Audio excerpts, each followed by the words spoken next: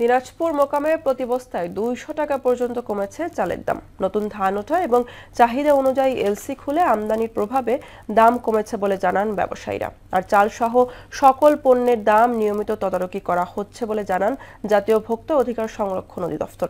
সুবল রায়ের প্রতিবেদন জানাচ্ছেন সিফাত রহমান জেসি। দিনাজপুর জেলার সবচেয়ে বড় পাইকারি আড়ত বাহাদুর বাজার। এখানে গেল 2 সপ্তাহের ব্যবধানে কমেছে বেশিরভাগ চালের দাম। 3000 টাকা বস্তার 28 চাল এখন বিক্রি হচ্ছে 2800 টাকায়। গুটি স্বর্ণা 2600 টাকা থেকে কমে বিক্রি হচ্ছে 2400 টাকায়। সুমন স্বর্ণা 300 টাকা কমে বিক্রি হচ্ছে 2400 টাকায়। ব্যবসায়ীরা বলছেন, বাজারে নতুন ধান ওঠা এবং এলসির মাধ্যমে আমদানি বাড়ায় ইতিবাচক প্রভাব পড়েছে চালের বাজারে।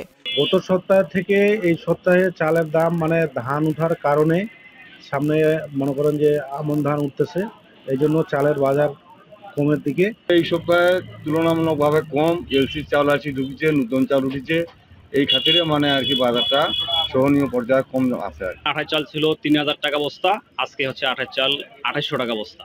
গুটি স্বর্ণ ছিল আপনার 2600 টাকা বস্তা, গুটি স্বর্ণ আজকে হচ্ছে আপনার 2350 থেকে 2400 টাকা। চাল নিলাম 1400 করে, এর আগে 1500 করে বস্তা নিয়েছিলাম।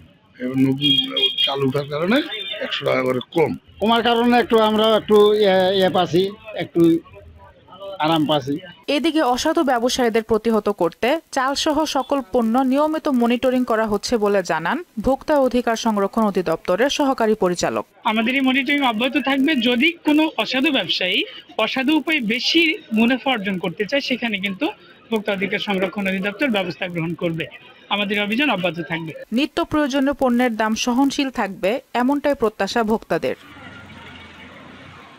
সিফাত রহমান জেসি, মোহনা সংবাদ।